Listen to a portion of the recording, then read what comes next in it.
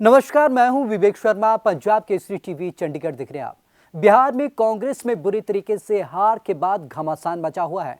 अंदरूनी कला एक बार फिर खुलकर सामने आ गई है और इस बार एक बार फिर से निशाना साधा है कपिल सिब्बल ने।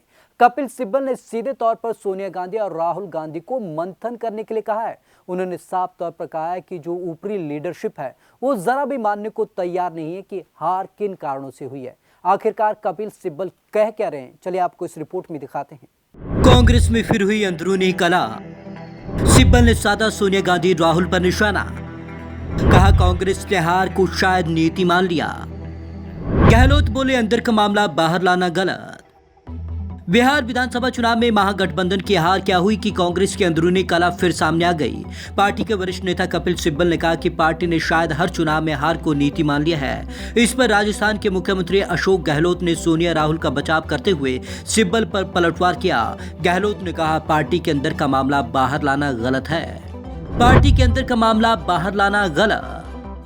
राजस्थान के मुख्यमंत्री अशोक गहलोत ने ट्वीट किया कि कपिल सिब्बल को मीडिया के सामने हमारे आंतरिक मुद्दे का जिक्र करने की कोई जरूरत नहीं थी।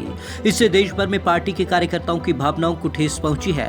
एक अन्य ट्वीट में गहलोत ने लिखा कि कांग्रेस ने 1969, 1977, 1989 और बाद में वर्ष 1996 में कई तरह के संकटों का सामना किया। इसके बावजूद हर बार हम अपनी विचारधारा, कार्यक्रम, नीति और पार्टी नेतृत्व में विश्वास के चलते मजबूत बनकर उभरे हैं। शायद टॉप लीडरशिप को सब ठीक लग रहा।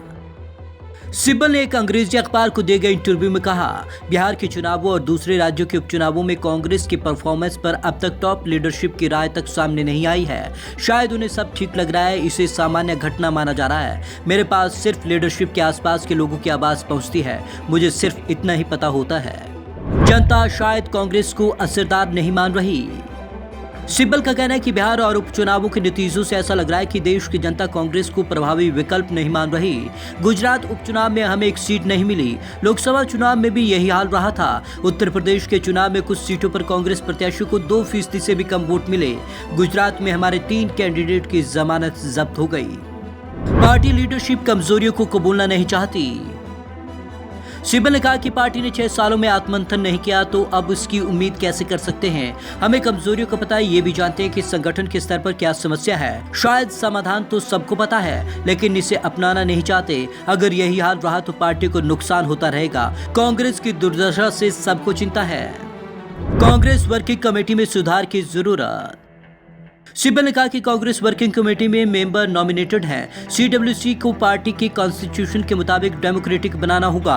आप नॉमिनेटेड सदस्यों से यह सवाल उठाने की उम्मीद नहीं कर सकते कि आखिर पार्टी हर चुनाव में कमजोर क्यों हो रही है। सिब्बल पहले भी उठा चुके हैं पार्टी लीडरशिप पर सवाल। सिब्बल समेत कांग्रेस के 24 नेताओं ने सोनिया गांधी को चिट्ठी लिखकर पार्टी में बड़े बदलाव करने की जरूरत बताई थी। अगस्त में हुई सीडब्ल्यूसी की मीटिंग में इस चिट्ठी को लेकर हंगामा भी हुआ था। राहुल गांधी ने चिट्ठी लिखने वाले नेताओं को भाजपा का मददगार बता दिया था।